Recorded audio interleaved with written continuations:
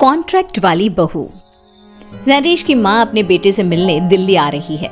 इस बात का पता चलते ही नरेश के दिल में हलचल मच जाती है। नरेश अपनी माँ के स्वागत की तैयारी में लग जाता है। साथ ही उसे डर भी सताने लगता है कि उसकी माँ कहीं अपनी पुरानी जिद पर फिर से बैठ ना जाए। हे भगवान, इस बार बचा लो, अगले साल पक्का माँ की जिद पूरी कर दूंगा। तभी दरवाजे की घंटी बजती है। नरेश दरवाजा खोलता है तो सामने अपने मकान मालिक को देखकर हैरान हो जाता है, क्योंकि उनके साथ एक सुंदर सी लड़की भी थी। अब नमस्ते अंकल, कुछ काम था, मुझे बुला लेते। आपने क्यों कष्ट किया? अरे नहीं नहीं, इसमें कष्ट कैसा, मैं तो बस तुम्हें रीना से मिलवाने आया था। आज से रीना तुम्हारे साथ इसी फ्लैट में रहेगी। अंकल, कोई लड़का फ्लैटमेट नहीं है? एक अनजान लड़की के साथ रहना मेरे लिए थोड़ा अजीब होगा। देखो नरेश, मैं तुम्हें पहले भी बता चुका हूँ कि इस फ्लैट में तुम्हें किसी ना किसी के साथ एडजस्ट करना ही होगा, या फिर तुम अकेले पूरे फ्लैट का किराया दे दो, मैं किसी को नहीं रखूंगा। नरेश अपने मकान मालिक की बात सुन के रीना के साथ रहने के लिए तैयार हो जाता है, पर अंदर ही अंदर उसे ये बात खाने लगती है कि वो अपनी माँ को क्या जवाब देगा जब उसकी माँ रीना के बारे में उसे पूछेगी। दिन बीतने लगते हैं। नरेश और रीना अच्छे दोस्त भी बन जाते हैं, पर अभी भी नरेश अपनी प्रॉब्लम का सॉल्यूशन नहीं ढूंढ पाता। एक दिन नरेश बहुत परेशान सा बैठा होता है। तभी रीना उसे पूछती है, क्या हुआ नरेश, तुम काफी परेशान लग रहे हो, सब ठीक तो है ना? हाँ सब ठीक है, बस एक छोटी सी प्रॉब्लम है। वो एक्चुअली 2 दिन बाद मेरी माँ मुझसे मिलने आ रही है।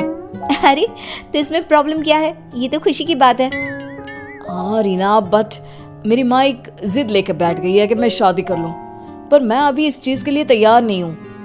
ऊपर से जब वो तुम्हें देखेगी तो 100 सवाल करेगी, क्या जवाब दूंगा? अरे इसमें कोई टेंशन वाली बात नहीं है, मेरे पास ना इस प्रॉब्लम का सलूशन है, जिससे ना तुम्हें शादी करनी पड़ेगी और ना ही तुम्हारी माँ मेरे बारे में कुछ पूछेंगी। रीना की बात सुनकर नरेश सोच में डूब जाता है। वो सोचता है कि रीना खुले ख्यालों वाली लड़की है, कहीं माँ को सच बता ना दे। नरेश को सोच में डूबा देखकर रीना कहती है, अरे क्या हुआ, किस सोच में पड़ गए?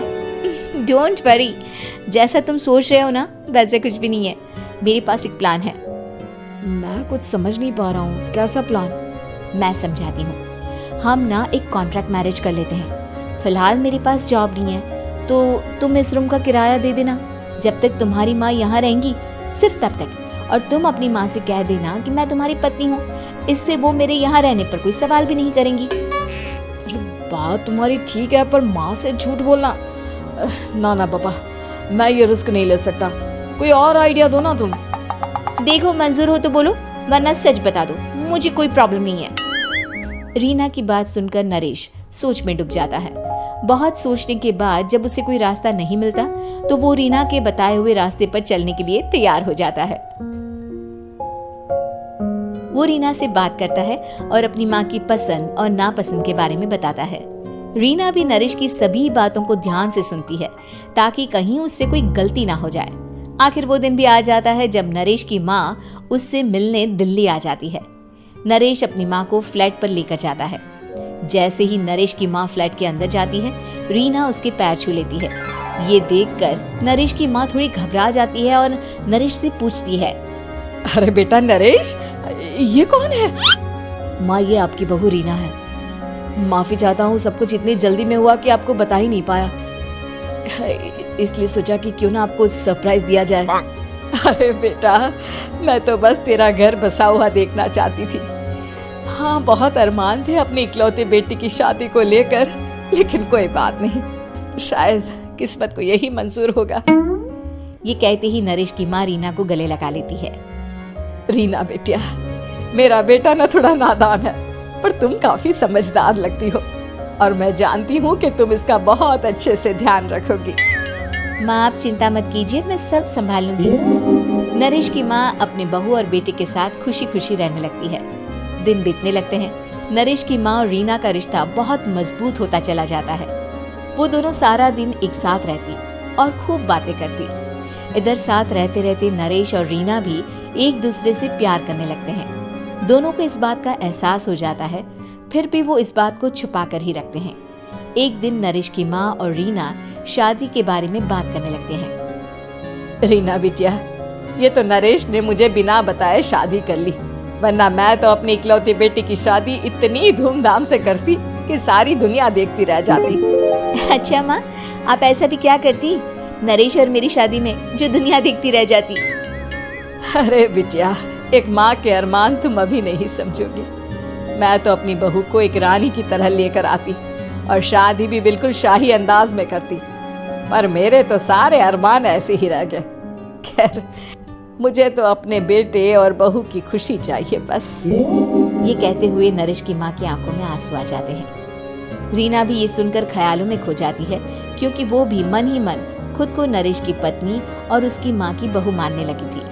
शाम को जब नरेश ऑफिस से घर आता है तो रीना खुद को रोक नहीं पाती और नरेश के सामने उसकी माँ को अपने और नरेश के रिश्ते का सारा सच बता देती है। रीना की बात सुनकर नरेश की माँ दोनों से बहुत नाराज हो जाती है और घर वापस जाने की बात करने लगती है। तुम दोनों ने मुझसे सच छुपाकर बहुत ठेस पहुंचाई है मुझे। अब तुम लोगों के साथ नहीं रहना चाहती मैं, कल ही वापस चली जाऊंगी अपने घर। माँ, मुझे माफ कर दो, ये सब मैंने रीना के कहने पर ही किया है, वरना मैं भी आपको कभी ठेस पहुंचाने के बारे में सोच भी नहीं सकता। हाँ माँ, हमने ये सिर्फ आपका दिल रखने के लिए किया, प्लीज हम दोनों को माफ कर दीजिए।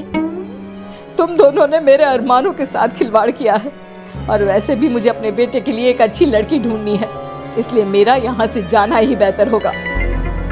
माँ की ये बात सुनकर रीना खुद को रोक नहीं पाती। माँ, क्या मैं आपके घर की बहू बनने लायक नहीं हूँ? रीना की बात सुनकर नरेश हैरान रह जाता है। नरेश की माँ भी कुछ समझ नहीं पाती।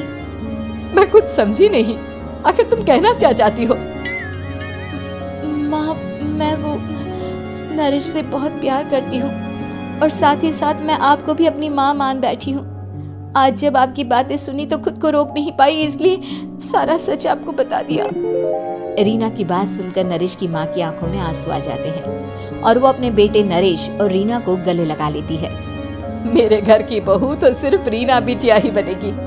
मैं आज ही तुम दोनों की शादी की तारीख निकलवा दूंगी, बस एक बार तुम्हारे घर वाले मान जाए। उसी दिन रीना के माता पिता भी उनके फ्लैट पर आ जाते हैं। दोनों परिवार आपस में बैठकर बातें करते हैं और शादी के लिए राजी हो जाते हैं। रीना भी कॉन्ट्रैक्ट फाड़ देती है और कहती है, सही मायने में मैं अब बहू बनूंगी, अब तक तो सिर्फ कॉन्ट्रैक्ट वाली बहू थी।